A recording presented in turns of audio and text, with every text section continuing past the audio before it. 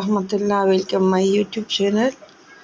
اگر حمل نہ ٹھہرتا ہو تو شادی کا بہت عرصہ گزرنے کے بعد اولاد نہ ہو تو آیت روزانہ 111 مرتبہ فجر کی نماز کے بعد پڑھیں اور مقصد کے حصول کے لیے جاری رکھیں۔ انشاءاللہ آپ کے دل کی مراد پوری ہوگی۔ آیت میں آپ کو پڑھ کے بتا دیتی ہوں۔ اعوذ باللہ من الشیطان الرجیم، بسم اللہ الرحمن الرحیم۔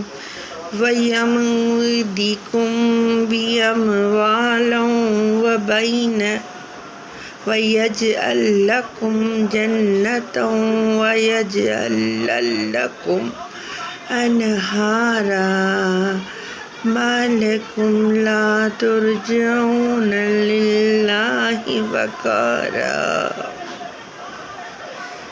دوبارہ سے سن لیں۔ وَيَمْدِدْكُمْ بِأَمْوَالٍ وَبَنِينَ وَيَجْعَلْ لَكُمْ جَنَّاتٍ وَيَجْعَلْ لَكُمْ أَنْهَارًا مَا لَكُمْ لَا تَرْجُونَ لِلَّهِ وَقَارًا۔ ہمیشہ بار بار اور ہر جہاں میں رحم فرمانے والے کے نام کے ساتھ، میں آپ کو ترجمہ بتا دیتی ہوں، اور مال اور اولاد کے ساتھ تمہیں مدد دے گا اور تمہارے لیے باغات اور نہریں بنائے گا۔ کیا وجہ ہے کہ تم اللہ کے عزو شریف کی امید نہیں رکھتے ہو؟ آپ یہ کسی بھی مقصد کے لیے پڑھ سکتے ہیں۔